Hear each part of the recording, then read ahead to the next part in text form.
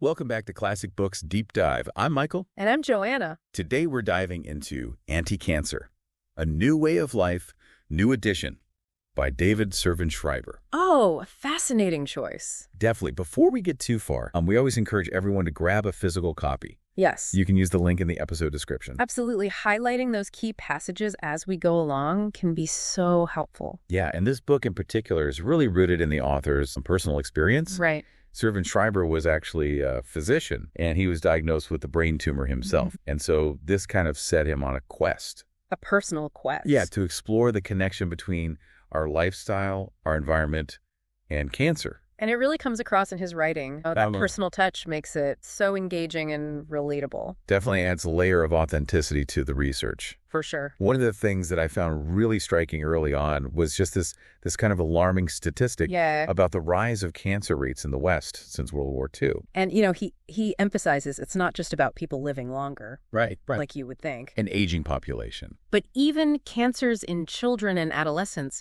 have seen the most significant increase since 1970. Wow. That's pretty stark. It is. It's a real reality check. And I think it challenges this kind of common belief that cancer is primarily a genetic disease. Like it's predetermined or something. Right. And he argues that while genetics definitely play a role, they're not the dominant factor. Interesting. And he cites this fascinating study in Denmark. Okay. Where adopted children whose biological parents had died from cancer before age 50, they didn't show an increased risk themselves. Okay. However, those whose adoptive parents had died from cancer before 50 showed a 5-fold increase in cancer mortality. So the environment they grew up on had a greater influence. Yeah, it's a powerful illustration of how our environment, our lifestyle choices can be more impactful than our genetic predisposition. It really highlights that we have more control than we might think. Absolutely. And one of the things that he really dives into is this concept of chronic inflammation as a fertile ground for cancer growth.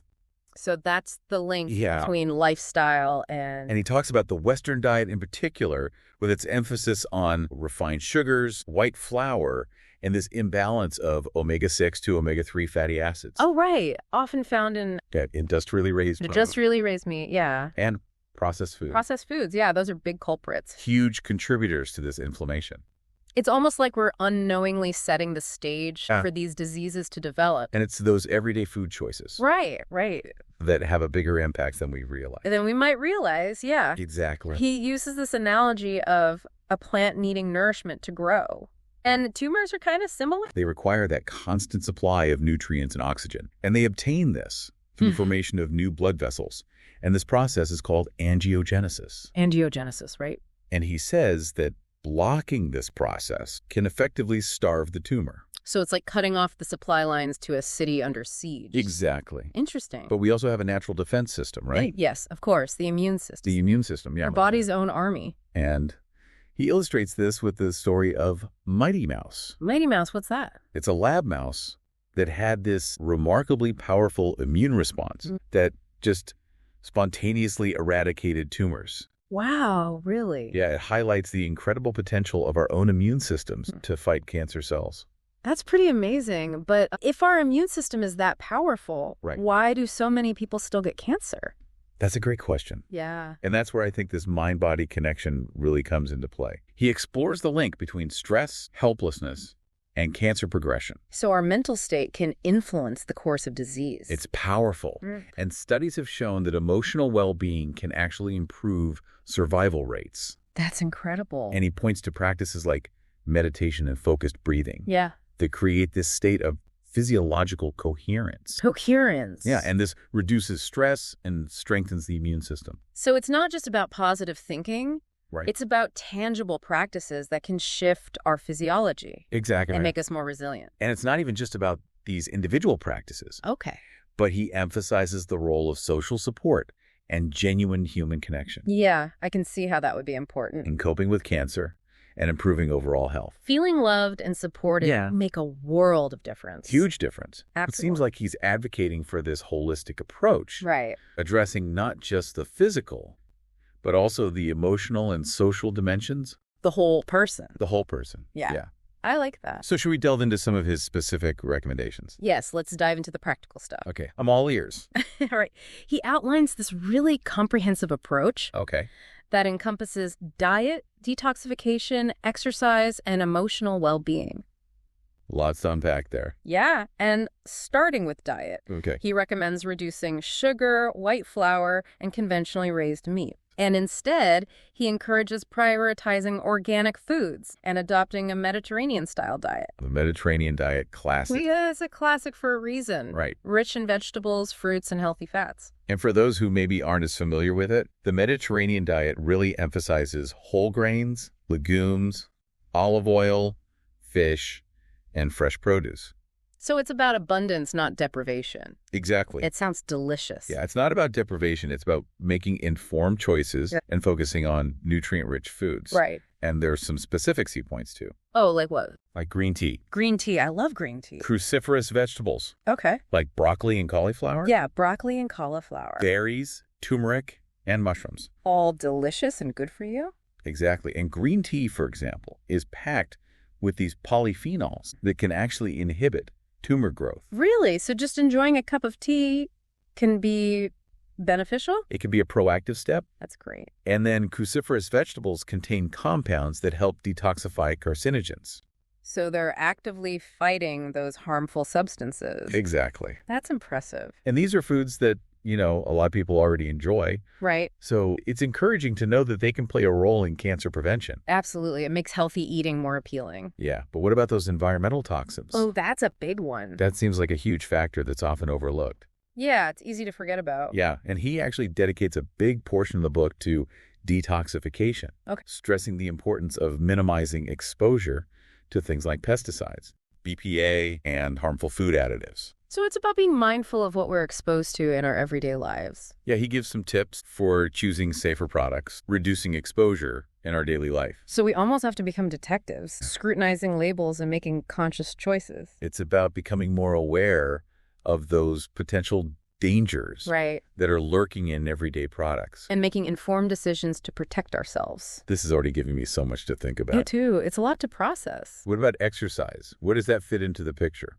Oh, he's a strong advocate for regular physical activity, tailored to individual needs and abilities, of course. Of course. He explains this concept of MET. MET. Yeah, it stands for metabolic equivalent of task, Okay. which basically measures the energy expenditure of various activities. Okay. And different types of cancer require different exercise dosing. For optimal benefits. Right. He emphasizes that exercise not only helps maintain a healthy weight, but it also regulates hormone levels and boosts the immune system. So even moderate activity Like a brisk walk. can make a difference. Absolutely. That's good to know. Yeah, you don't have to be a marathon runner. And finally, he addresses the crucial aspect of emotional well-being, Right. That's so important. recommending stress reduction techniques like meditation, mindfulness, and even EMDR therapy. EMDR therapy. Yeah, it's a psychotherapy approach that's been shown to be effective in addressing trauma and stress. So he's really emphasizing a multifaceted approach to well-being, He is. recognizing that it's not just about the physical. Right, it's mind, body, and spirit, It's all connected. all connected. And he stresses the importance of expressing emotions, Yeah. seeking social support, and cultivating a sense of connection and belonging. It's about nurturing those relationships and feeling supported. Absolutely. But it really does seem like he's advocating for this whole person approach. He is. It's fascinating how he brings together so many different elements, Yeah, I know. It's pretty comprehensive. from diet and exercise to emotional well-being and social connection. It's not just about treating the disease. It's about supporting the whole person. Yeah, and I think what makes anti-cancer so empowering is this message that we have a significant role to play in protecting our health. It's not about living in fear, but about taking ownership of our choices. And actively engaging in practices that support our well-being. Exactly. It's a proactive approach. It's about shifting from a passive to an active role in our health journey. You're not just passengers. We're in the driver's seat. We have the power to make choices that impact our health. Absolutely. That's a powerful message. It is, and it's encouraging. It is. So I think we've covered a lot of ground in this first part of our deep dives into anti-cancer. We have. It's a dense book. It is. What stands out to you so far as the most impactful takeaway? For me, it's this realization that our bodies have an innate ability to heal and protect themselves. And by making conscious choices that support our physical, emotional, and social well-being, we can create an environment where those natural defenses can thrive. That's a powerful reminder. It is. And we'd love to hear your thoughts as well. Yes, please. What resonates with you from what we've discussed? Share your insights and questions in the comments below. We love hearing from you. We'll be back soon to continue our exploration of anti-cancer in part 2 of this deep dive. Looking forward to it. Until then, happy reading. Welcome back to our deep dive into anti-cancer. It's great to be back. As we continue exploring Servan-Schreiber's recommendations, let's delve deeper into some specifics, Okay. especially those dietary nuances. Yes, I'm really curious about the sugar discussion. Okay. He seems to single out high fructose corn syrup as particularly problematic. Right. What makes it different from, say, the natural sugars in fruits? That's a great question. So when you eat fruit, the fiber naturally present actually slows down the absorption of fructose into your bloodstream. But high fructose corn syrup, on the other hand, is typically isolated. It lacks that moderating fiber. So it leads to these rapid spikes in blood sugar and insulin. And that creates a more favorable environment. Potentially. For cancer cell growth. Yeah, it's like giving those cells a turbo boost. So it's not just about the type of sugar, but the context in which we consume it. The company it keeps, so to speak. Makes sense. He also points out the issue of imbalanced omega-6 to omega-3 fatty acid ratios. Right, that's a big one. The modern Western diet has shifted toward an overabundance of omega-6s. Yeah, due to increased consumption of industrially raised meat. And processed foods. And processed foods, exactly. And while omega-6s are essential, an excess without sufficient omega-3s can contribute to inflammation. It's all about balance. Right. Could you remind us why that imbalance is such a concern? Sure. So when omega-6 fatty acids are consumed in excess and without enough omega-3s to counterbalance them, they can promote inflammation. And chronic inflammation, as we discussed earlier, can create a more hospitable environment for cancer development. So it's not about eliminating omega-6s entirely. No, not at all. But making sure we're getting enough omega-3s to balance things out. Exactly. Finding that sweet spot. What are some good sources of omega-3? He recommends reducing omega-6 rich foods like conventionally raised meat and processed vegetable oils, and increasing our intake of omega-3 rich foods. Like what? Things like fatty fish, flax seeds, and walnuts. Those are all delicious. They are. And he even suggests something really interesting. What's that? Adding cooked linseed to animal feed. To animal feed. Yeah. Interesting. He said it was traditionally done. Okay. And it actually improves the omega-3 to omega-6 ratio in meat and eggs. Oh, I see. But it's been largely abandoned in modern industrial farming. Makes sense. It's all about efficiency and cost effectiveness. Right. Not necessarily health. It seems like he's advocating for a return to more traditional, less processed ways of eating. Absolutely. A back-to-basics approach. And choosing organic foods whenever possible. Right. To reduce exposure to pesticides and hormones. I know organic is important, but it can be expensive. I know. He acknowledges that. Okay. And he doesn't suggest eliminating non-organic foods entirely. Okay. He just encourages prioritizing organic options when feasible. And being mindful of choices. Right. It's about making informed decisions. So non-organic foods should be occasional treats rather than staples. Exactly. A little indulgence now and then is fine. Now, he also dedicates a lot of space to detoxification. Yes. That's a key part of his approach. Can you elaborate on that a bit? Since World War II, the production of synthetic chemicals has skyrocketed, leading to this unprecedented accumulation in our environment and our bodies. And he offers really practical suggestions.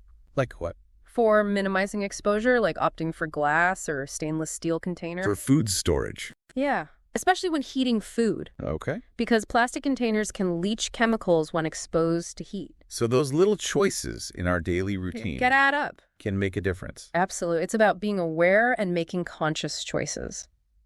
He also suggests filtering tap water. Right, to remove chlorine and other impurities. And for personal care products. Choosing fragrance-free options. Okay. Made with natural ingredients. So it's about being more mindful and conscious. Yes, paying attention to the products we use, the choices we make throughout the day. He even addresses potential risks with cell phone use. Oh, that's interesting. Recommending limiting exposure by using a headset or speakerphone. Right. And avoiding carrying phones close to the body. It's easy to forget about those electromagnetic fields.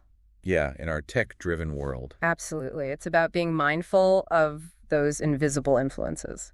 Now, shifting gears a bit to the mind-body connection, which he explores in relation to cancer. He cites studies showing how chronic stress and feelings of helplessness can actually suppress the immune system. So our emotional state can actually influence the progression of disease. It's a powerful concept, and it makes us more susceptible to illnesses, including cancer. That's incredible. So it's not just about the physical stuff. Right. Our thoughts and feelings matter. He also highlights how positive emotions like joy, gratitude, love can bolster our immune defenses. So it's not just about avoiding the negative, but actively cultivating the positive. Exactly. And this is where the idea of psychoneuroimmunology comes in. Psychoneuroimmunology. Or PNI. Okay. Which is the study of how our thoughts, feelings, and behaviors interact with our nervous and immune systems. So it's all interconnected. It's all connected, yeah. It's fascinating how much we're still learning about these connections. It is. So it's not about thinking positive thoughts in a superficial way. Right. But about cultivating genuine emotional well-being. It's about a deeper shift in our mindset and our way of being. And he offers practical strategies for achieving this. Like what? Stress reduction techniques, practices for cultivating emotional resilience, methods for enhancing social support and connection. So it's a multifaceted approach. It is. Addressing the emotional aspect from different angles. I'm curious to hear more about those specific practices. Okay, let's dive in. What does he recommend for reducing stress and cultivating emotional well-being? He emphasizes practices like meditation and mindfulness, which have been shown to reduce stress hormone levels, improve sleep, enhance immune function. Those are pretty popular these days. And for good reason, the research is really compelling. He also discusses the benefits of yoga and Tai Chi. Right, which combine gentle movement with focused breathing. Promoting relaxation and stress reduction. They're great for both the body and the mind. And he talks about EMDR therapy. Right, that's a psychotherapy approach. That's been effective in treating trauma and PTSD. Trauma, whether it's experienced in childhood or adulthood, can have a profound impact on our emotional and physical health. Often leading to chronic stress and inflammation. It's like a ripple effect. Right. So trauma doesn't just impact our minds. No, it can manifest in our bodies. Potentially increasing our risk of disease. And EMDR can be a powerful tool for addressing that trauma. Helping individuals process and integrate those difficult experiences. It's about healing those wounds. And he also emphasizes expressing emotions healthfully. Yeah, finding healthy outlets for those feelings. Seeking social support. Connecting with others. Cultivating a sense of connection and belonging. It's about creating a support system. It seems like he's advocating for this multifaceted approach. He is. There's no one-size-fits-all solution. Recognizing that we all have unique needs and preferences. Exactly. It's about finding what works best for you. Whether it's meditation, yoga, spending time in nature. Engaging in creative pursuits, nurturing meaningful relationships. It's about taking ownership of our well-being. And finding what brings us joy, connection, and peace. It's an ongoing journey, not a destination. Right. It's about making conscious choices each day. To nourish our minds and body. Even amidst life's challenges and stressors. It's not about achieving some perfect state of bliss. No, it's about developing resilience and coping mechanisms to navigate life's ups and downs. He emphasizes that this journey is about embracing life. Finding meaning and purpose. Even in the face of adversity. That's a powerful message. It is, and it's a message of hope. Absolutely. It's about choosing to live fully. No matter what challenges we may face. And recognizing that even in the midst of difficulty, there can be growth and meaning. Welcome back to the final part of our deep dive into anti-cancer. It's been a really enlightening journey, exploring all these different aspects of well-being. We've covered so much ground. From the power of diet and detoxification to the importance of exercise and emotional well-being. And what I find really remarkable about Servan-Schreiber's approach is that he doesn't present these recommendations as like a rigid set of rules. Right. It's not a dogma. It's more of a framework Yeah. for creating a lifestyle that supports overall health and vitality. It's about finding what works for you. Exactly. It's not about striving for perfection, but about making conscious choices that feel empowering and sustainable. It's a journey, not a destination. Speaking of finding what works, I wanted to touch on one of the more controversial topics he discusses. Okay. Red wine. There's often conflicting information about its health effects. Right. How does he address this? So he acknowledges that excessive alcohol consumption can definitely increase cancer risk, but he also highlights some studies suggesting that moderate red wine consumption, particularly within a Mediterranean-style diet, might offer some protective benefits. Interesting. And he attributes these potential benefits to the polyphenols in red wine, which have antioxidant and anti-inflammatory properties. So it's not about abstaining altogether. Yeah. But more about moderation and context. Exactly. Enjoying it mindfully as part of a healthy lifestyle.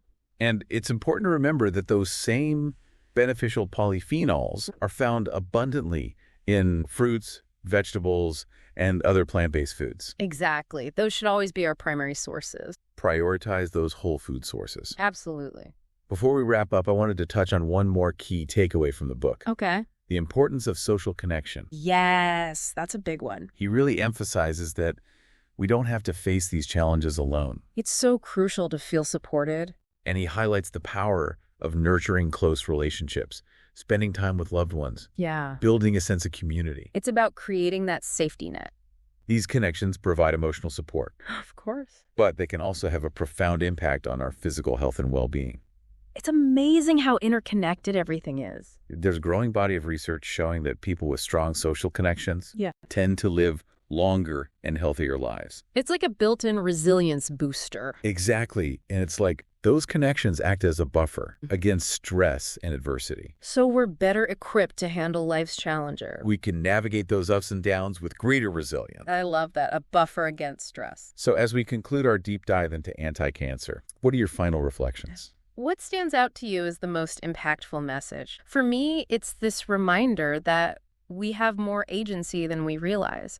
We're not just passive victims of our genes or our environment. We have the power to make choices each and every day that influence our health and well-being. And while he acknowledges that there are no guarantees, he offers this roadmap for reducing our risk of cancer and cultivating a lifestyle that supports vitality and resilience. It's not about living in fear. Absolutely not. It's about embracing those things that nurture our health and allow us to thrive. It's a proactive approach to well-being. I think that's a really empowering message. It is. It gives us hope. And we encourage you to share your thoughts and insights about the book in the comments below. We'd love to hear what resonated with you. We believe that these conversations are essential for sure for fostering a collective understanding of cancer and its impact on our lives. It's about coming together and learning from each other. Thank you for joining us on this deep dive into anti-cancer. It's been a pleasure. We hope you found it informative and empowering. And inspiring. We look forward to exploring more classic works with you in future episodes. Until then, happy reading. And stay well.